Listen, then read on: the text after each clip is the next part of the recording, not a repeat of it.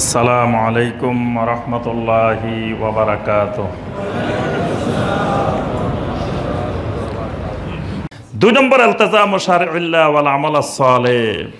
এই ফিতনার যুগে যদি দ্বীনের উপর আল্লাহর দ্বীনের উপরে সাবিত থাকতে চাই, তাহলে আমাদেরকে আল্লাহর দ্বীনের আমল, শরীয়তের আমল, এটার দিকে আমাদেরকে ফিরে আসতে হবে। এটা যত বেশি আমল থাকবে, তত ফিতনা থেকে মুক্ত হয়ে সাবিত থাকা যাবে। এই জন্য নবী সাল্লাল্লাহু আলাইহি ওয়াসাল্লাম বলেছেন, বাদিরু বিল আমাল। আমার উম্মতরা আমলের দিকে এগিয়ে আসো, আমলের দিকে এগিয়ে আসো।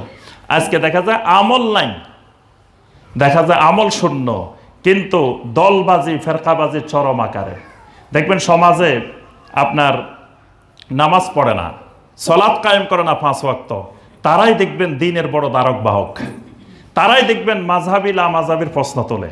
হে নামাজে নাই, হে নিজের খবর নাই, কিন্তু সে আসে কয় তো বুঝছি এরা লা মাযহাবি। অথচ হে কোন মাযহাবের?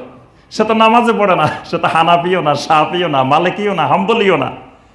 এই জন্য নবী সাল্লাল্লাহু আলাইহি ওয়াসাল্লাম বলেছেন, বাদিরু বিল আমাল। আমলের দিকে ফিরে আসো। যার আমল বেশি, সে তো আমল নিয়ে ব্যস্ত, সে অন্যকে নিয়ে গবেষণা করার, ফেরকাবাজি করার, দলবাজি করার, তাআসসুব করার, গ্রুপবাজি করার তার সুযোগ নেই। আর যার কোনো কাম নাই, আমল নাই, সে তো সারাদিন এই কাজ লইয়ে ঘুরে। দেখবেন যে আলেম সারাদিন এলেম চর্চায় ব্যস্ত, উনি অন্যের গীবত চর্চায়, অন্যের দোষ ত্রুটি বাহির করার চেষ্টায় নাই, উনি ওনার এলেম চর্চায় ব্যস্ত, আমলে ব্যস্ত। আর যে দেখবেন সারাদিন কোনো কাম নাই, ইমামতি করে আর পাশে চাঁদ দোকানে যায়, যে বসে আড্ডা মারে।